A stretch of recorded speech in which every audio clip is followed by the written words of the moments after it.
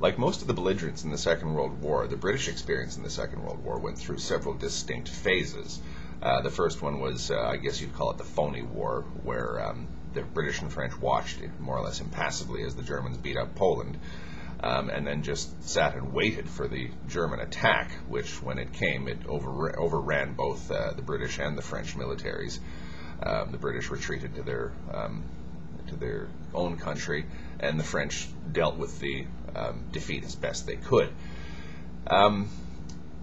The Battle of Britain that followed kind of steeled British morale and sort of gave them some backbone that they'd always had the backbone, but it awoke backbone in the British, and sort of where they were often amazed at the fact that they could actually deal with what came with the Battle of Britain and the Blitz that followed. A lot of the British were astonished that they could actually deal with the bombing of London or the bombing of British cities as well as they did. But even then, it almost seemed as though they wanted to just sort of protect themselves and keep the Nazis at arm's length.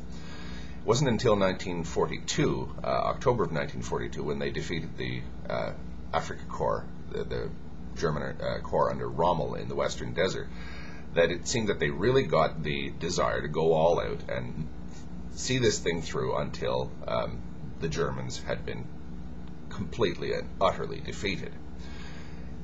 The Desert Campaign really wasn't of enormous military importance in the Second World War, but psychologically it had a huge impact on the Allies.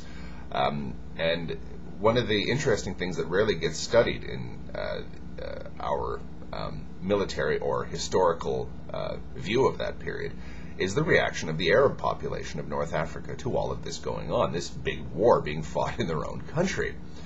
They generally watched impassively as it all took place. The British, the Free French, the Italians, the Germans, the Americans, all the various belligerents who were involved in this, all noted that the local Arab population gave them very little trouble. The Arabs just tended to watch it all take place, even though somebody else was fighting over their country. And it's interesting that to all these Europeans, the Arabs were an afterthought.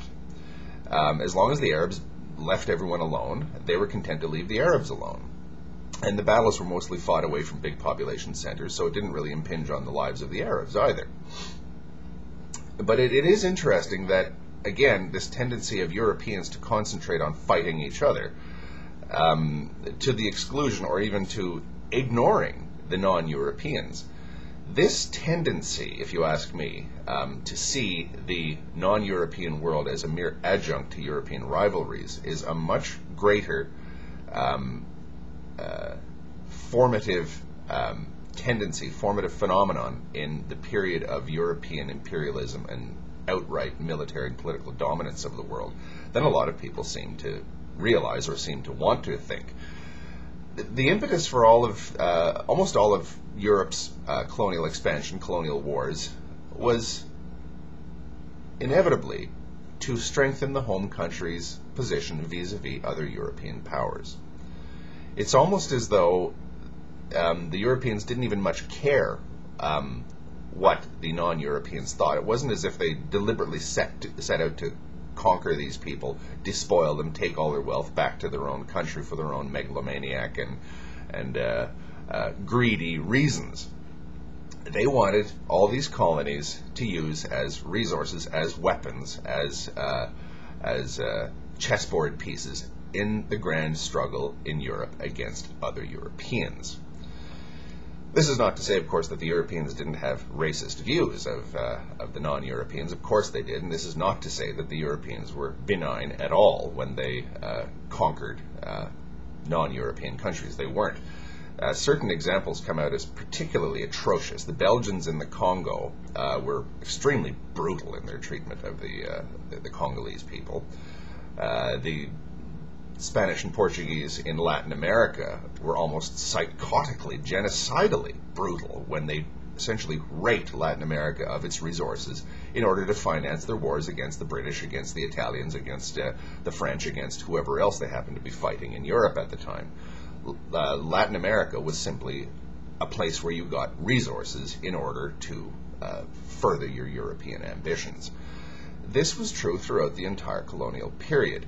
If you study the early colonial period of India, or even of Indonesia, of Singapore, all these places, especially Sri Lanka, you'll note that this same phenomenon of non-European people just sort of watching as Europeans fought over their country repeated itself throughout the entire colonial period. The British and the French had a very long rivalry in India, and the French, at certain periods, looked like they were going to be the ones that would prevail in India. They fought the British in a series of wars.